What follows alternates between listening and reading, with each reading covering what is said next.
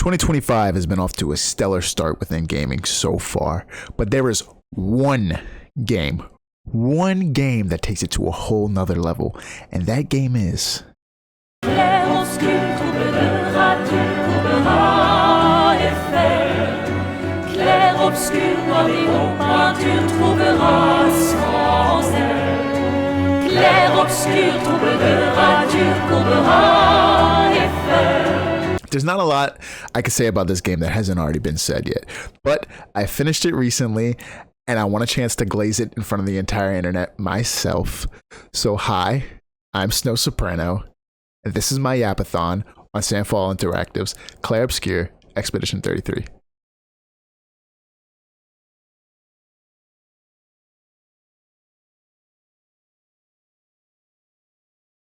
The story starts with you joining Expedition 33 because every year there's this entity named the Paintress who wakes up and paints a number on a monolith, and everyone that age perishes. Every year an expedition goes out to the continent, which is like a far off little land, and they try to take the Paintress down, and no one has been successful. So Expedition 33 is going to try to be the expedition to actually succeed. And this story, the story of this game is just wow. I loved it. I adored it. I haven't felt this much emotion towards a video game since probably like God of War Ragnarok. I fell in love with these characters and their stories, and the more I played it, I just couldn't stop gushing. I am a sucker for stories that are more than meets the eye. You know, stories that like as you're playing it, you're like, okay, this is way bigger than I thought it actually would be. There's like what I thought at the beginning of the game was not what I arrived at the end of the game. You know what I'm saying? It makes sense more in my head, but that's why I enjoyed Attack on Titan so much, and that's why it's my favorite anime. You know, there's this story that you're like, okay, this is the plot, and then by the end of the show, you're like, there's no way I would have ever guessed we would have gotten here. And it's not to the extent of Attack on Titan, but Expedition 33 is like a little snack of that type of story. The story of Expedition 33 is a bit of an emotional roller coaster the whole way through, and it's only really broken up by Eskie, a character who provides a lot of comedic relief, and it's not too overbearing like, say, an MCU movie, but it's just the right amount that makes this emotional tale more digestible. It doesn't take away from anything, which I really enjoy. There's moments within the game where you get to rest at a camp, and you can rest at any time, but it's usually more towards between acts are big story moments where you go back to your camp and there's a lot to talk to your characters about. And so you can talk to Mael or Lune or Ciel, other characters, and have like private moments with them, and it really increases your relationship status with them. Now, the relationship aspect of it isn't super in depth as something like Fallout or Cyberpunk 2077. It's more of just kind of getting to know these characters a little bit more. You're not gonna romance them or anything like that per se, but you are gonna really get to learn more about who these characters are and what emotions they're experiencing throughout this story. And I loved it. I love getting to learn more about Mael, who is my favorite character probably throughout the whole game. And I loved getting to learn each of their stories. It helps you connect with these characters on a more personal level and really feel what they're feeling. And to me, that is extremely powerful. And I really adored that.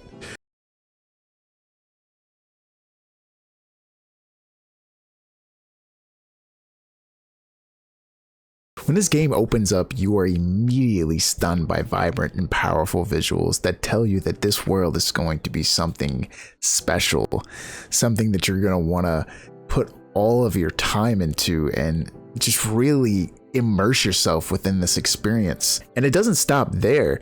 The more you play this game, you are continuously surprised with how stunning the visuals are. I don't know how many times I called my girlfriend over to show her how beautiful an environment I was playing in was. And it's not just the environments, the characters, NPCs, enemies, and weapons all truly fuck. I mean, it is a world that I adore, and one of the best ones I've ever had the pleasure to explore in a video game. And that brings me to my next point, the exploration.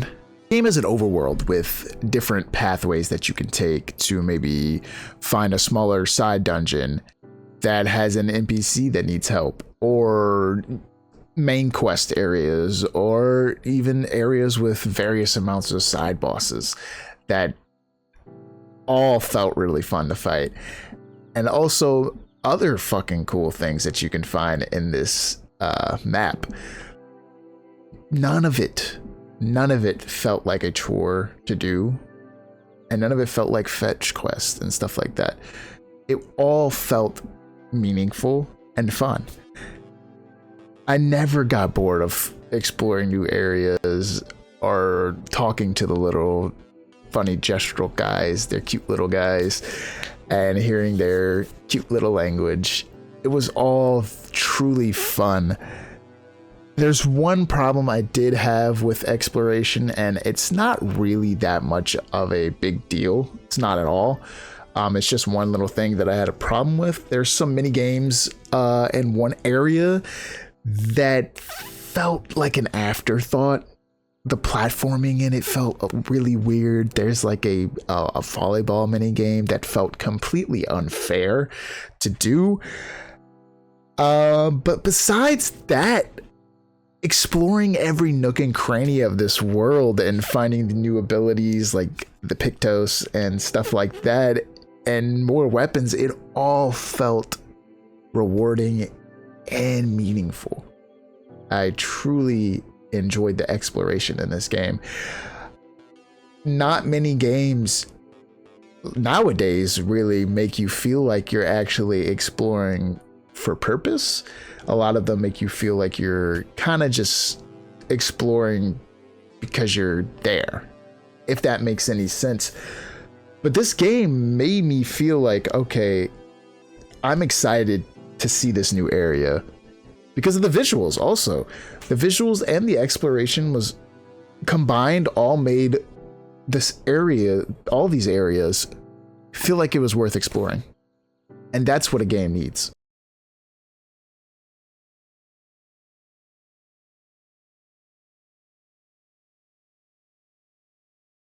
The combat in this game is so addicting. This is my first time with turn-based combat in this sort of style, and I had so much fun. I'm not a guy that parries a lot in games, like at all, because I suck at it. And this is the first time where a game really made me want to parry and enjoy it. The dopamine rush I got from nailing every single parry and watching the subtext come up saying Expedition 33 performs a counterattack was intoxicating. Throughout the game, you'll stumble upon combat modifiers called Pictos, and while equipped, Pictos will give your character certain abilities and stat modifiers like health, speed, and defense. You can have up to 3 equipped on each character. If you win 4 fights with any Pictos, it'll unlock that ability for all of your characters across the board through skill points called Luminous. You get more Lumina points by exploring and winning fights. Then you take those points and allocate them to each of your characters and choose the way you want to build your character. It was so much fun trying to make my party as overpowered as I possibly could. The only issue I have with combat, and it's not a big one, well, honestly, it's not even an issue anymore because at the time of this recording, they have fixed it in a patch. But while in combat, I had an issue where when you would lose, you would have to go back to the last save and then run back to your thing. Now they added the ability to retry the battle. So my issue, the only issue I had with combat was resolved in the middle of me making this entire video. But last but not least, the music. The music in this game is phenomenal. For some reason, when I play games, I don't know what it is, but I don't really pay attention to the music. My brain just like tones it out and I'm just playing the game. I don't know why. But before I picked up this game, I heard the music was super, super, super good. And so I decided to pay more attention to it during my entire playthrough, and I was not disappointed at all. It was truly a experience. I have some of these songs in my playlist. Like, it was great. The music is great in this game. The composition, I love it all. I adore it. If you're a sucker for video game soundtracks, you absolutely need to play this game, first of all, and listen to the soundtrack, because this one it's just banger after banger after banger. It will not disappoint you. I mean it.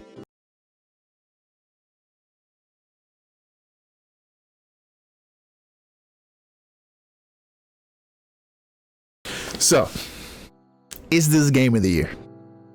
So far, I'd say yeah. I highly doubt anything will surpass it. It'll take a hell of a game to change my mind on that. If you haven't played Expedition 33, I highly recommend you do. The game is only $50, and when we're looking at the current gaming market and everything, that's pretty damn cheap. When you have like $80 games, stuff like that.